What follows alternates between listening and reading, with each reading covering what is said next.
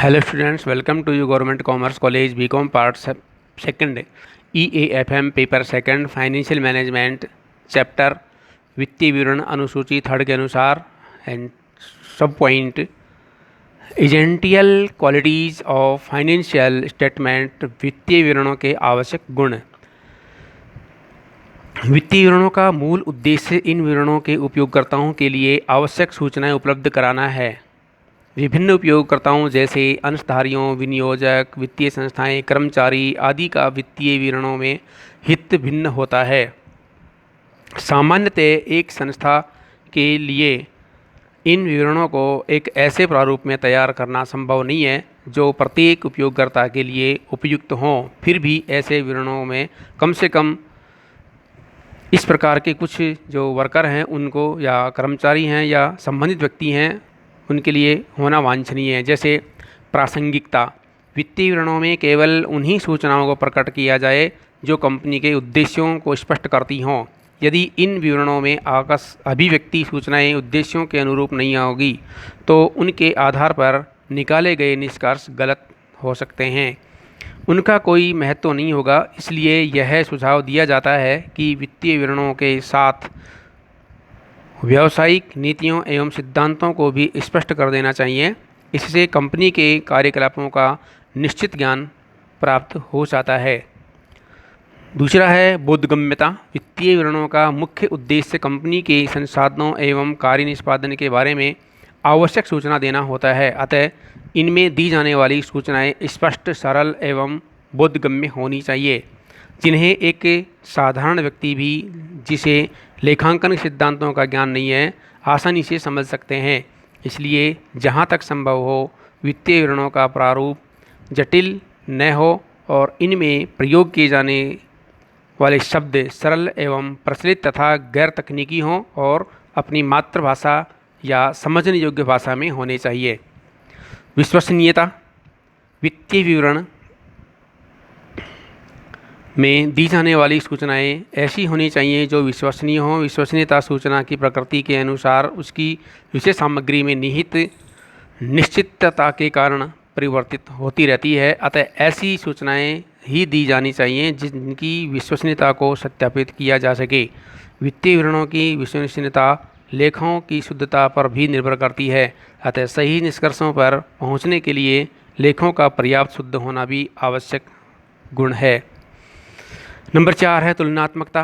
वित्तीय विवरण विश्लेषण का आधार ही तुलनात्मक करना होता है। अतः वित्तीय विवरण इस प्रकार तैयार किए जाएं ताकि चालू वर्ष की प्रगति की तुलना गत वर्ष की प्रगति से आसानी से की जा सके। साथ ही इनकी सहायता से अंतःफर्म तुलना भी संभव हो सके। इसके लिए वित्तीय विवरणों के साथ महत्वपूर्ण मदों जैसे उत्पादन मात्रा, शुद्ध बिक्री, शुद्ध लाभ, प्रदत्त लाभांश, कुल संपत्तियां, स्थायी संपत्तियां, चालू संपत्तियां, कार्यशील पूंजी आदि का 5 से 10 वर्षों का सारांश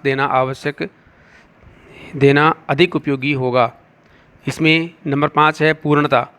वित्तीय विवरणों में दी गई सूचनाएं स्वयं में पूर्ण होनी चाहिए। इनके उपयोगकर्ताओं को किसी सूचना के अपूर्ण या संदेह युक्त होने की संभावना न रहे।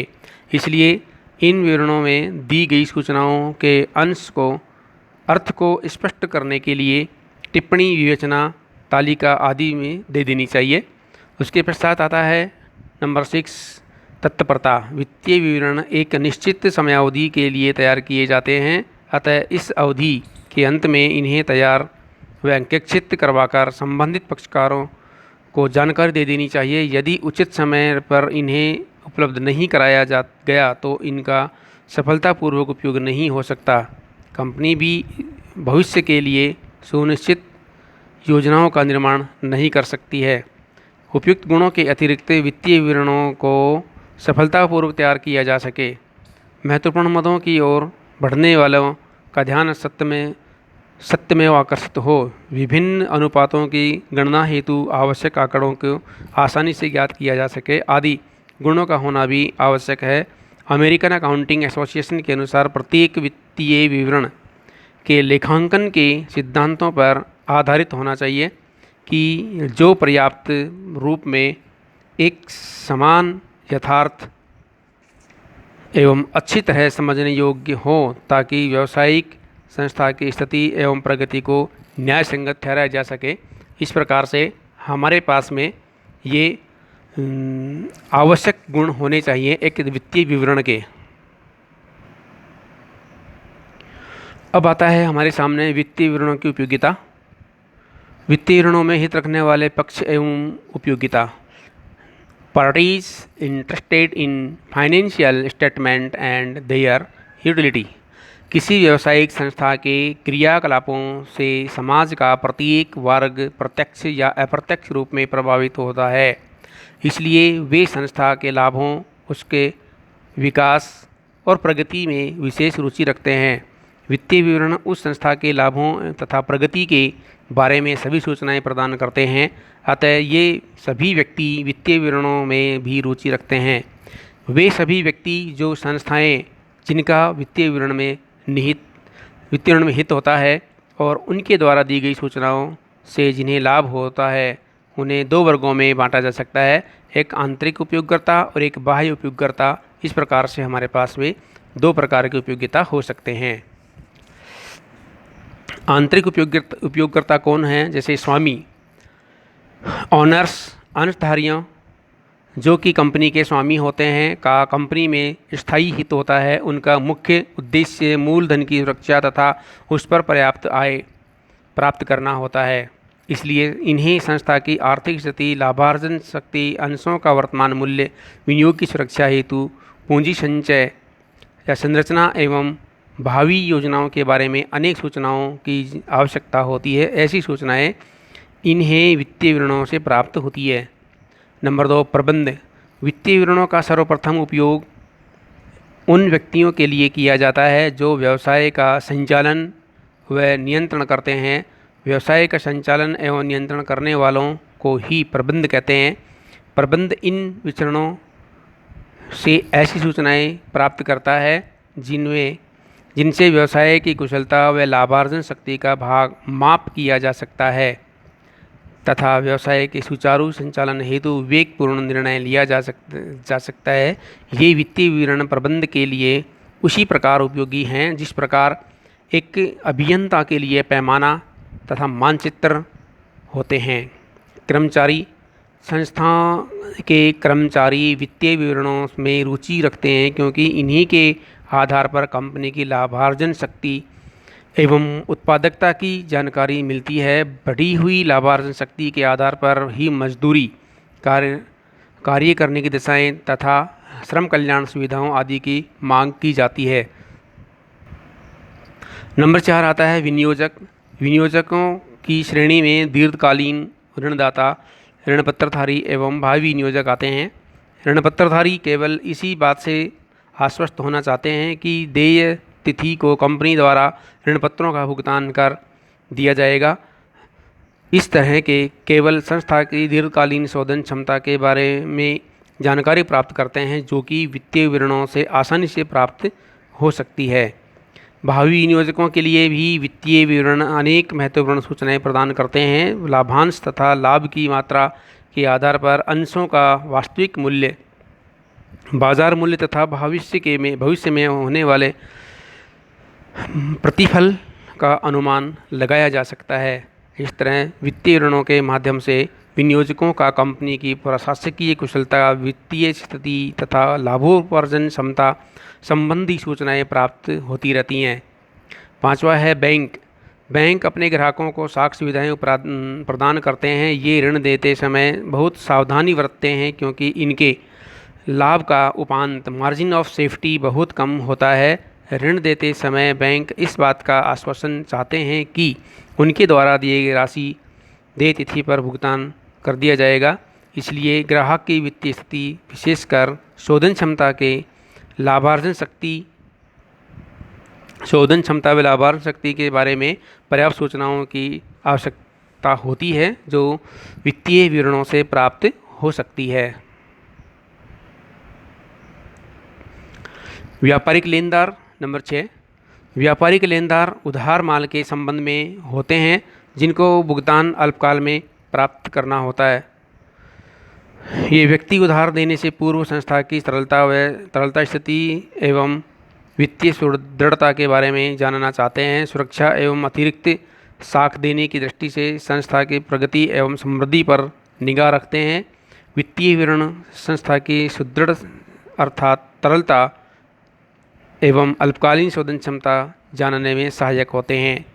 सरकार कंपनियों में प्रबंध एवं स्वामित्व पृथक होने के कारण अंशधारियों के हितों की सुरक्षा हेतु सरकार द्वारा कुछ कानून बनाए गए हैं।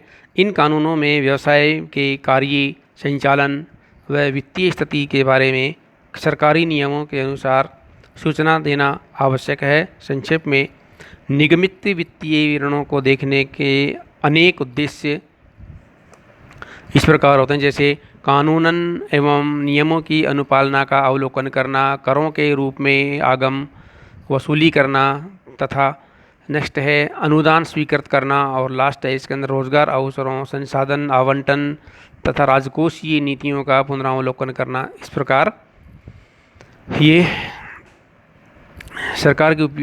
सरकारी माध्यम से भी प्रयोग किए जाते हैं। नंबर 8 है आयकर विभाग। आयकर विभाग वित्तीय विवरणों के आधार पर ही योग्य आय की गणना कर योग्य आय की गणना करते हैं। यद्यपि आयकर के दृष्टिकोण से ये विवरण अपूर्ण होते हैं, किंतु फिर भी प्रत्येक कंपनी को आय प्रत्याय प्रस्तुत करते समय अंतिम खातों की एक प्रति संलग्न करनी पड़ती है।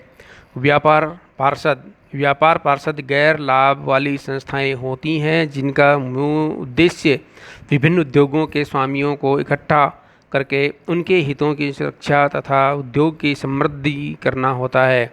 ये पार्षदें सदस्य कंपनियों के वित्तीय विवरण प्राप्त करके उनके विश्लेषण से प्रगति की प्रवृत्ति का अध्ययन करती हैं। साथ ही विभिन्न कंपनियों की प्रतिस्पर्धात्मक स्थिति की तुलना भी करते हैं। नंबर 10 है स्कंद विपणी। जिन कंपनियों के अंशों का क्रय विक्रय स्कंद विपणियों में होता है, उन्हें अपने वित्तीय विवरणों को विश्लेषण हेतु वहां भेजना पड़ता है।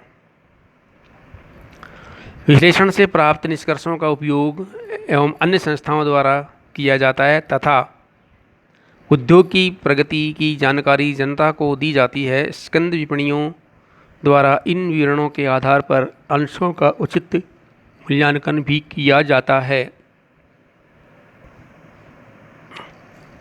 बाह्य उपयोगकर्ता।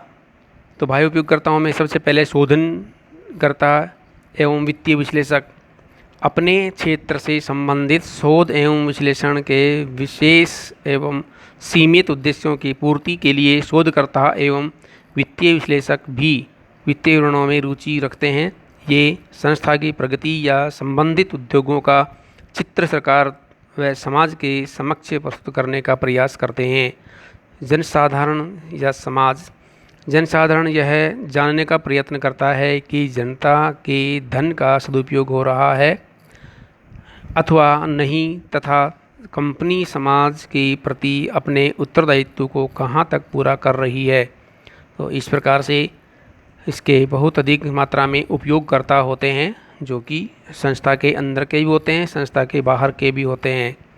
इसी के साथ साथ कुछ उपयोगकर्ता ऐसे भी होते हैं जो देश से बाहर के होते हैं, जैसे विदेशी कंपनियां हैं, विदेशी सरकारें होती हैं। हमारे पास जो वित्तीय विवरण होते हैं, उन वित्तीय विवरणों का अध्ययन विदेशी संस्थाएं इन्वेस्टमेंट करने के लिए भी अपना ध्यान आकर्षित करती हैं और हमारी संस्थाओं के अंदर अपना धन इन्वेस्टमेंट करती हैं, जैसे FDI के अंदर इन्वेस्टमेंट करना या डायरेक्ट इन्वेस्टमेंट करना या किसी कॉन्ट्रैक्ट के आधार पर संस्था के अंतर्गत इन्वेस्टमेंट करना। और इन्वेस्टमेंट तभी करते हैं जब संस्था की आर्थिक स्थिति बहुत अच्छी सुदृढ़ होती है और वो समय पर अच्छा से अच्छा लाभांश देने का प्रयास करती हैं। संस्था के पास में बहुत अधिक मात्रा में पूंजी संसाधन होते हैं तभी और अच्छी टेक्नोलॉजी होती है, तो उसके अंदर इन्वेस्टमेंट की मात्राएँ विदेशों से भी बहुत अधिक बढ़ने लग जाती है। विदेशी सरकारें भी होती हैं, विदेशी बैंक भी होते हैं, तो ये सभी मिलकर के हमारी संस्था या संबंधित संस्था के अंदर इन्वेस्टमेंट करने का प्रयास करते हैं, जिससे संस्था विदेशी या बहुराष्ट्रीय कंपनियों, बहुराष्ट्रीय निगमों, बहुराष्ट्रीय औद्योगिक क्षेत्र में भी अपना नाम प्राप्त कर सकती है। इस प्रकार से वित्तीय विवरण हमारे लिए नहीं बल्कि हमारे देश की सीमाओं के बाहर भी हमारे लिए बहुत अधिक उपयोगी होता है। Very very thank you.